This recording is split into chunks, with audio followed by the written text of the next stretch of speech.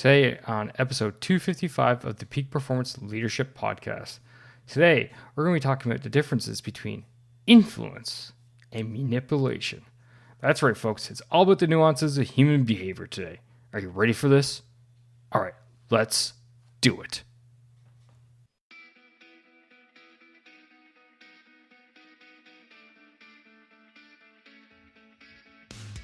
Welcome one, welcome all to the Peak Performance Leadership Podcast, a weekly podcast series dedicated to helping you hit peak performance across the three domains of leadership. Those being leading yourself, leading your team, and leading your organization. This podcast couples my 20 years of military experience as a senior Canadian Army officer with world-class guests to bring you the most complete podcast of leadership going. And for more, feel free to check out our website at movingforwardleadership.com. And with that, let's get to the show.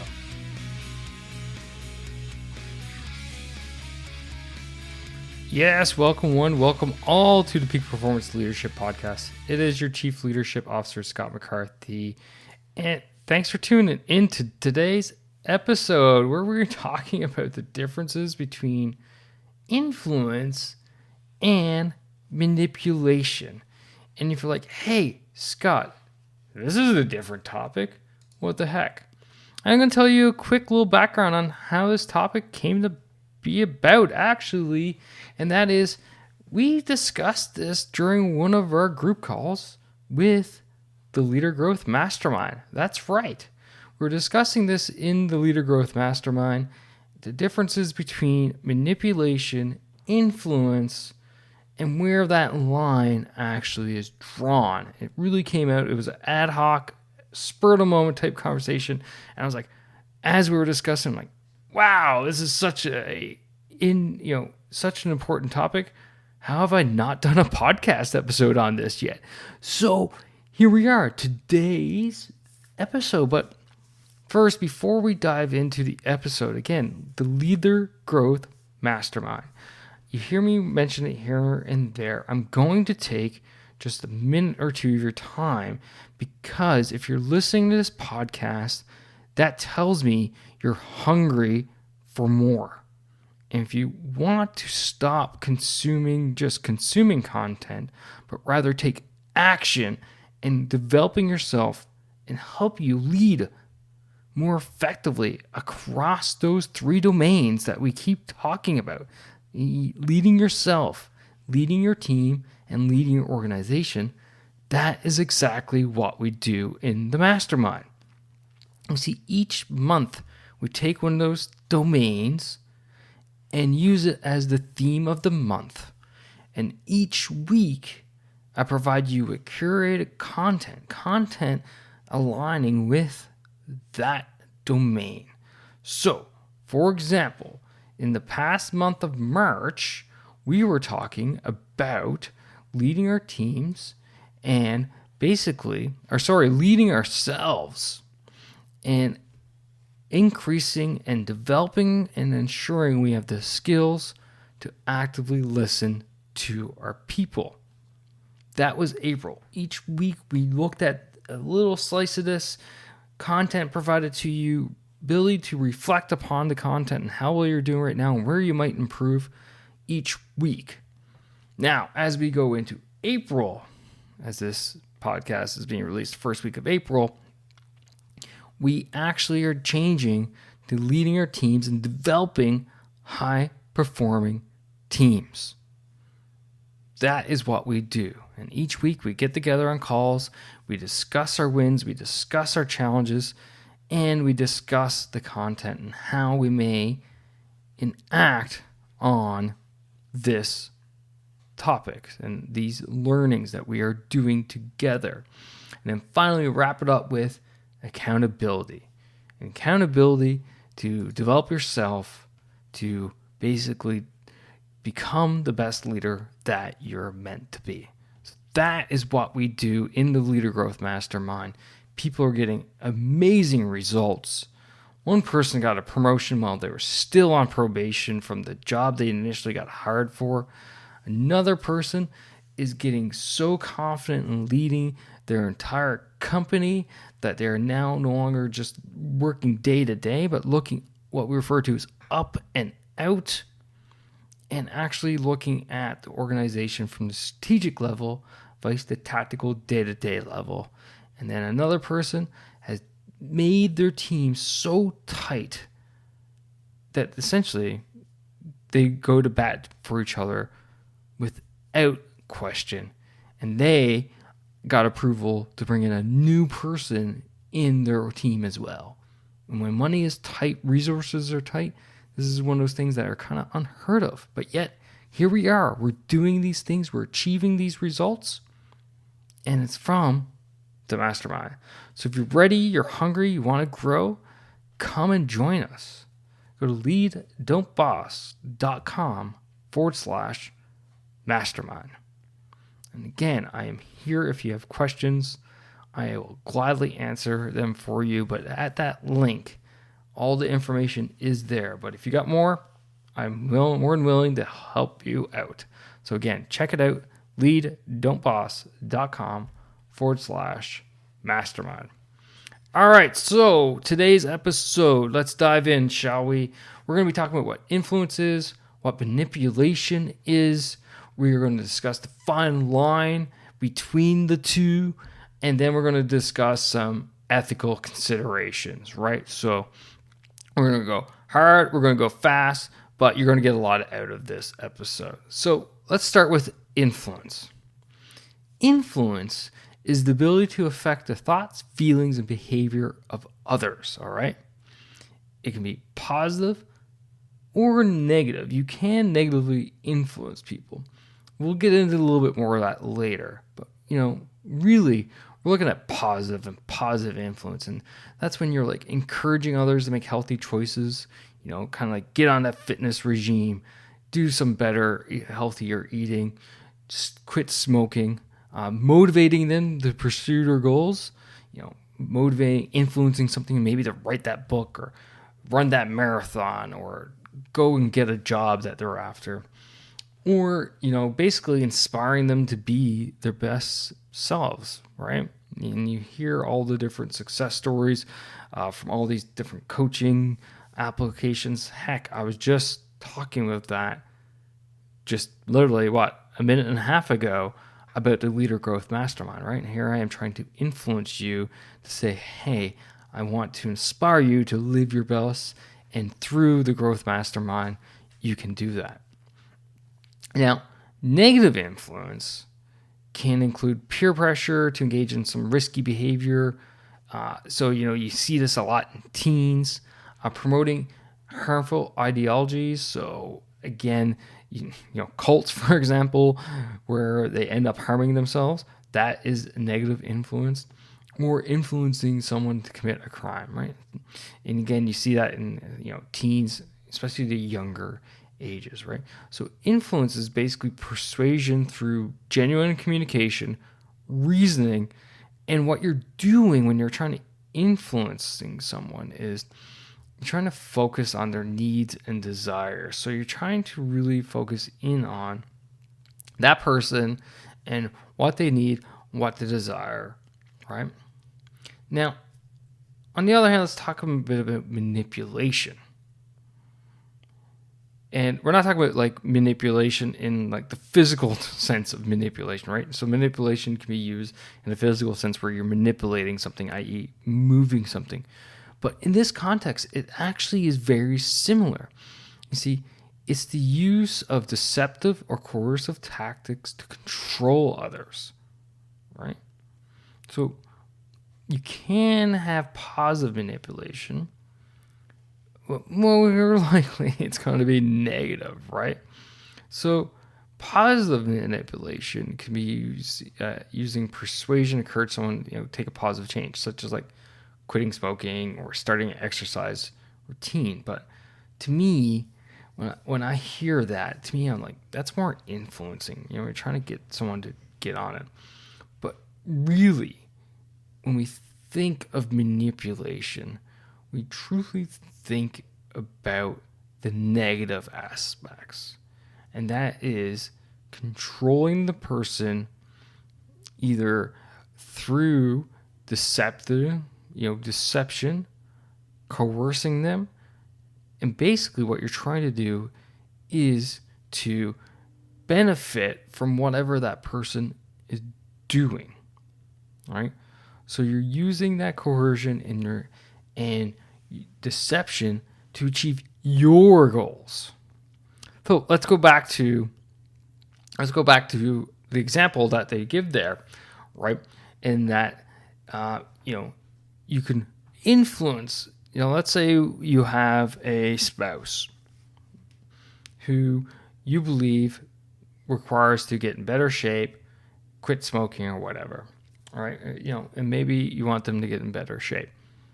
So you can turn around and, influence them, motivate them, inspire them. Like, yeah, here's a gym membership. Here is, time. Here's ability to go to the gym. I'll take care of the kids, stuff like this. That's positive. That's influencing. But in the background, if you're thinking, I'm going to attract it to you, I want you to look better, I don't feel good going out with you in public and having all these negative things, you need to achieve this goal that I have in my head for you so that I can be happy and go out with you. That is manipulation. So you're like taking this really negative, right? This really negative standpoint of wanting them to do something, wrapping it with this positivity and using that to influence them to achieve something that you want them to achieve. Right? So that is like a home example. So let's look at it from, the workplace example. So maybe, let's say you're on a sales team and you got a goal for $1 million in sales this year, and you guys are at like $900 and some odd $1,000 worth of sales, and you're just almost there, but the year is almost done.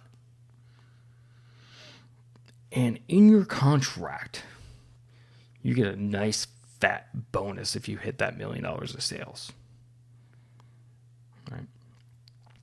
So you turn around and you're like, pump your team up. You tell them how close we are to this goal that the company has set that we haven't achieved before. Tell them how great the sales team they are. That they can do it. They can go out. They can, land these deals. Let's go hard. Let's get it done. But the reality is, in the back of your head, the only reason why you're saying all these things is because you want that signing bonus, that bonus that you had in your contract. That is, you're manipulating them. And of course, this research that I got here, no matter what you do today, there's always a little bit of conflicting. So when we break it down, we look at the fine line between the two. To me, the Scott McCarthy, influencing is when you're trying to get people to do things with the overall intent being for positive reasons, right? And you could say, hey, Scott, and let's go back to that work example. So let's use that as a work example. So you're motivating your team to hit that sales goal, and they don't know about the bonus.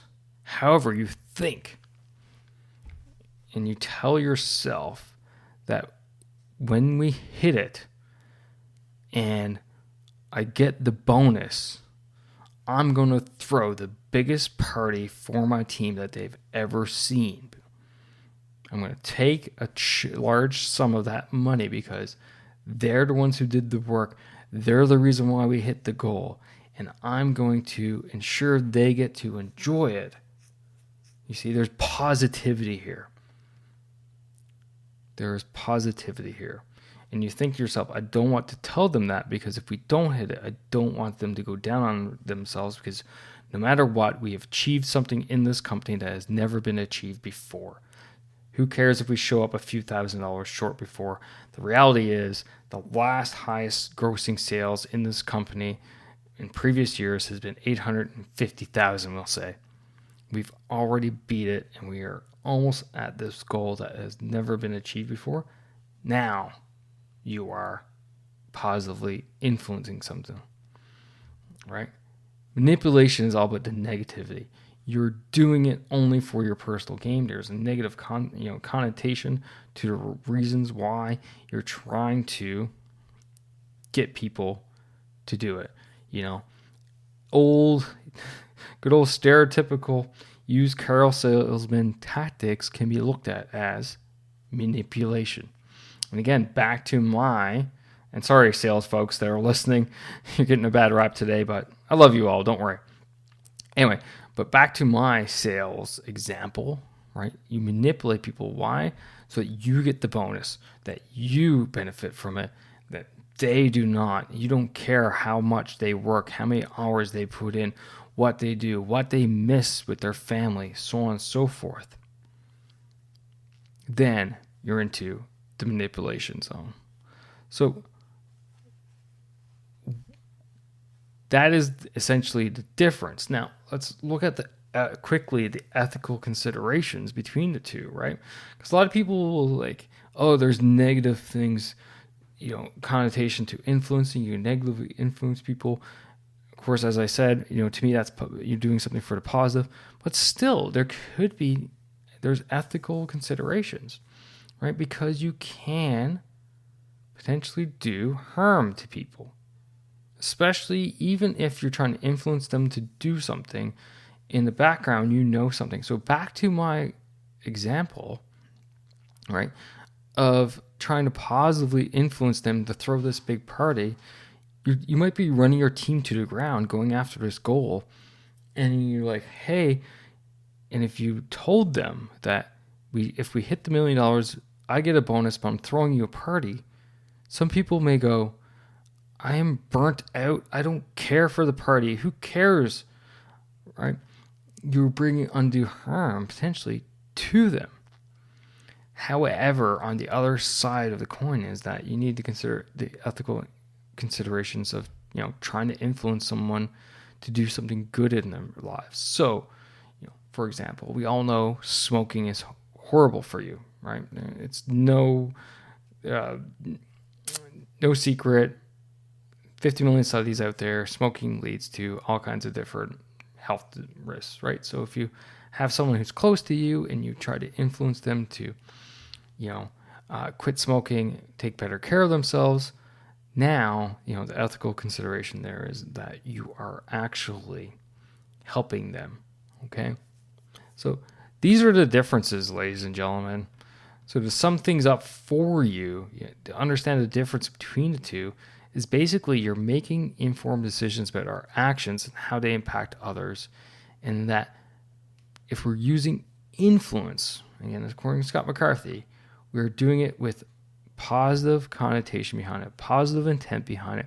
We want to truly help the individuals that we're influencing. But if we're looking to harm, if we're looking to just get self-benefit, if we are doing it from a negative connotation place, then we're manipulating. I hope this helps you. I hope this helps you maybe even feel at ease, because often leaders wonder if they're on the wrong side of this line when they're trying to get their people to do things. Just think about the intent behind it. As long as you do that and you truly believe in your heart you're doing it for positive reasons, not just for you, but the other person, more importantly, the other person, then you're going to come out on the right side of the track. That's it for this week, ladies and gentlemen. Hope you enjoyed. Thanks to always. And again, if you're ready to level up your leadership, ready to come to the next level, come check us out. Leader Growth Mastermind at lead.boss.com/mastermind. And I can't wait to see you there. And that's a wrap for this episode, ladies and gentlemen. Thank you for listening. thank you for supporting the Peak Performance Leadership Podcast. But you know what you could do to truly support the podcast? And no, that's not leaving a rating and review. It's simply helping a friend. And that is helping a friend by sharing this episode with them if you think this would resonate with them and help them elevate their performance level, whether that's within themselves, their teams, or their organization. So do that. Help me, help a friend, win-win all around. And hey, you look like a great friend at the same time. So just hit that little share button on your app, and then feel free to fire this episode to anyone that you feel would benefit from it. Finally, there's always more. There's always more lessons around being the highest performing leader that you can possibly be, whether that's for yourself, your team, or your organization. So why don't you subscribe? Subscribe to the show via movingforwardleadership.com/subscribe. And until next time, lead, don't boss, and thanks for coming out. Take care now.